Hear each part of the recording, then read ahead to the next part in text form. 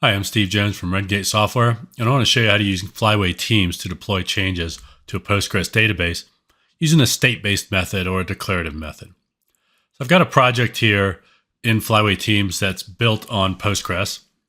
Now, I've set this up in another video, but for now, I just want to show you how I can make some changes. If we look at what I've got set up, I've got this pgdev database. It's actually in a container, so it's on port 55432. But this is running right now.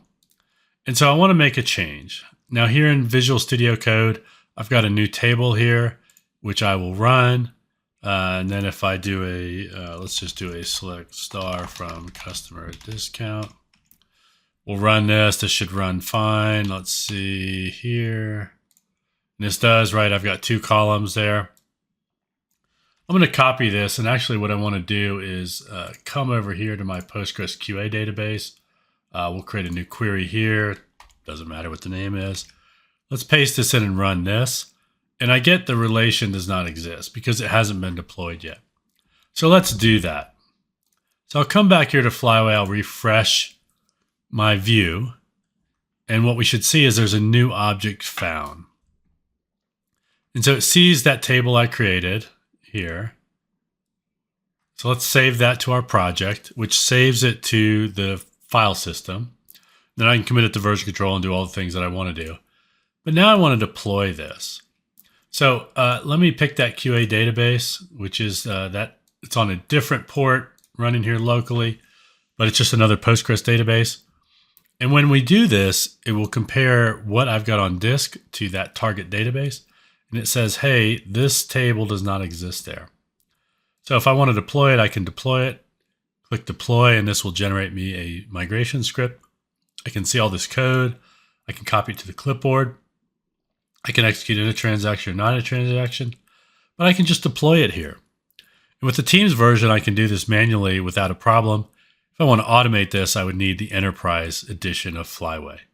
But it will make that change for me. Deployment successful. Now let's come back to our QA database here. We run this and we see the change has been made. But let's show you something else. Now you probably saw this code. I can add a column to my table here. Let's run this. And if I were to run the select again, you'll see I now have a new column here. Over in my QA department, I don't have that, of course, right? You can see there's only two columns. But let's go ahead and make that change because I realize I really do need that. I'll refresh Flyway Teams. It will detect that I've added a new column to that table. So we'll save that to our project. And then once it's saved to the disk, we can now then deploy it. So the same process, just in a few seconds, I can see what's changed. I can detect that new change.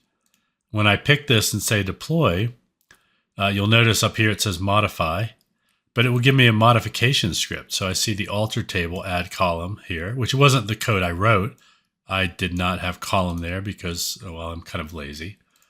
But Flyway Teams gives us the better, more consistent version of the PGSQL code that we actually want. And once this is done, if I rerun this, we now have a valid until. So hopefully you'll see some value in Flyway Teams. Give it a try today and talk to us at Redgate. We'll help you build better database DevOps processes.